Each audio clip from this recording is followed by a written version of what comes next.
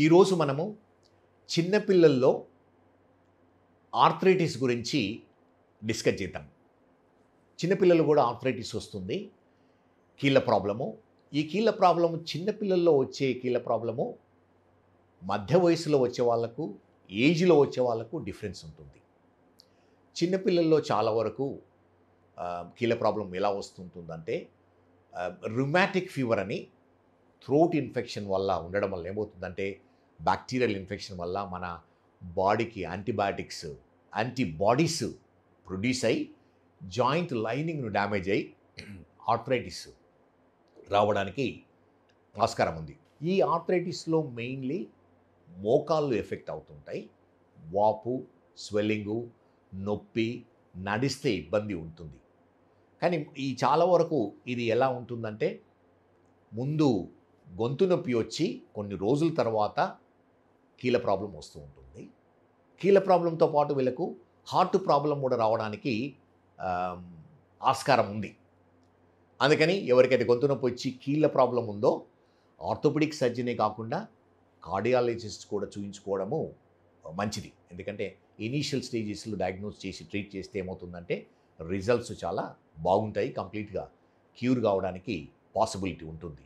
దీన్ని rheumatic fever అంటాం. గొంతు నొప్పి, హార్ట్ ప్రాబ్లము, కీళ్ళ ప్రాబ్లము. ఇంకోటి కామన్ ప్రాబ్లం ఏంటిదంటే rheumatoid arthritis. Sero negative rheumatoid arthritis చాలా కామన్ ఉంటుంది చిల్డ్రన్లో. ఇది ఎలా అంటే మనము ఈ ఆర్థరైటిస్ టెస్ట్ అంటే రుమాటిక్ ఫ్యాక్టర్ టెస్ట్ నెగిటివ్ ఉంటుంది. కానీ మిగతా టెస్టులు ఈఎస్ఆర్ ఎక్కువ ఉంటుంది, సిఆర్పి ఎక్కువ ఉంటుంది.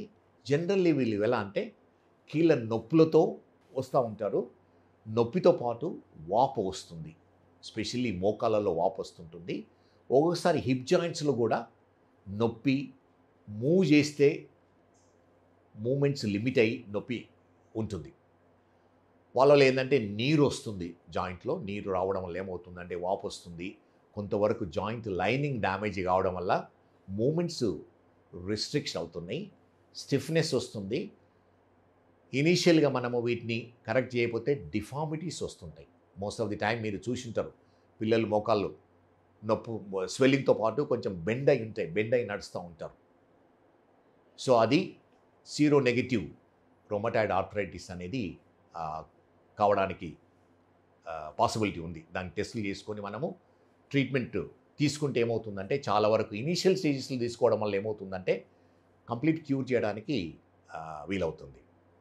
అదేవిధంగా ఒకవేళ అంటే ఇది ఎలా అంటే మెయిన్లీ ఆర్థోపెడిక్ సర్జన్ కానీ రుమటాలజిస్ట్ దగ్గరికి వెళ్తే ఎగ్జామినేషన్ చేయడం వల్ల కొన్ని బ్లడ్ టెస్టులు ఈఎస్ఆర్, సిఆర్పి, ఏఎన్ఏ ఫ్యాక్టర్ అంటాము. ఆ విధంగానే రుమటాయిడ్ ఆర్థరైటిస్ ఫ్యాక్టర్ చేయడం వల్ల మనకు డయాగ్నోసిస్ చాలా ఈజీ అవుతుంది. ఇనీషియల్ స్టేజెస్లో ఏమవుతుందంటే ఎక్స్రేస్ చేయడం వల్ల most of the time x rays నార్మల్గా ఉంటాయి.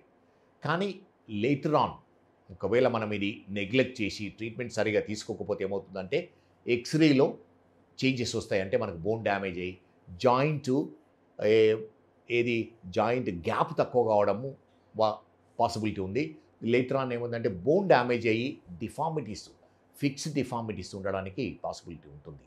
సో అందుకని చిన్నపిల్లల్లో మోకాళ్ళ నొప్పులు వస్తే ఇనీషియల్గానే డాక్టర్ దగ్గరికి వెళ్ళి టెస్టులు చేసుకుని ట్రీట్మెంట్ తీసుకోవడం వల్ల ఏమవుతుందంటే ఇది ఫర్దర్ ప్రోగ్రెస్ ఆపడానికి వీలవుతుంది.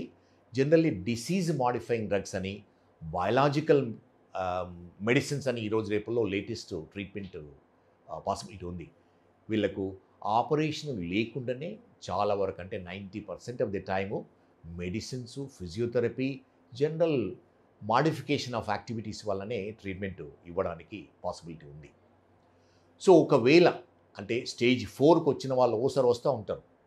అది డిఫికల్ట్ ప్రాబ్లం. చిన్నపిల్లల్లో 15-16 సంవత్సరాల్లో, ఓసారి 12 సంవత్సరాల్లో. రీసెంట్లీ ఒక అమ్మాయి 12 సంవత్సరాలనే కంప్లీట్గా హిప్ జాయింట్ పాడు కావడం వల్ల హిప్ రిప్లేస్మెంట్ అవసరం అయింది. అదే ఒకవేళ ప్రాబబ్లీ ముందే డాక్టర్ దగ్గరికి వచ్చి ఉంటే ఇది ప్రివెంట్ చేయడానికి పాసిబిలిటీ ఉండేది. అందుకని ఇనీషియల్ స్టేజెస్లో రావాలి, డయాగ్నోస్ చేసుకోవాలని చాలా ఇంపార్టెంట్. ఒకవేళ సివియర్గా ఉన్నప్పుడు ఆపరేషనే అవసరం ఉంటే జనరల్లీ ఇనీషియల్ స్టేజెస్లో ఏం చేస్తామంటే కెమెరాతో ఆర్థ్రోస్కోపిక్ సర్జరీ అంటాము. కెమెరా లోపల పెట్టి క్లీన్ చేస్తాము, కొంతవరకు జాయింట్ లైనింగ్ తీసేస్తాము. అది సివియర్గా అయిన తర్వాత ఒకవేళ స్టేజ్ 4కు వెళ్ళిందంటే ఈ చిన్న ఆపరేషన్ బెనిఫిట్ కాదు. జనరల్లీ 2 ఆప్షన్స్ ఉంటాయి. ఒక ఆప్షన్ ఏంటంటే ఈ జాయింట్ను కంప్లీట్గా స్టిఫ్ చేయడం, ఆర్థ్రోడేసిస్ ఆర్ ఫ్యూజన్ అంటాం, or knee replacement. Very rarely అవసరం ఉంటుంది ఈ వయసులో. చాలా ఇంపార్టెంట్ ఇది ఏంటంటే ఎర్లీ డయాగ్నోసిస్, ఫిజికల్ యాక్టివిటీ చేయడము, అంటే కండరాలను స్ట్రాంగ్గా పెట్టడము, హెల్దీ డైట్ తినడము, అంటే fresh fruits, vegetables, high protein diet, nuts, cashew nuts కానీ, పిస్తా కానీ, బాదం కానీ, ఇటువంటివి తినడం వల్ల ఏమవుతుందంటే న్యూట్రిషియస్ డైట్ వెళ్ళి ఎముకలు, జాయింట్స్, కండరాలు చాలా స్ట్రాంగ్గా ఉంటాయి.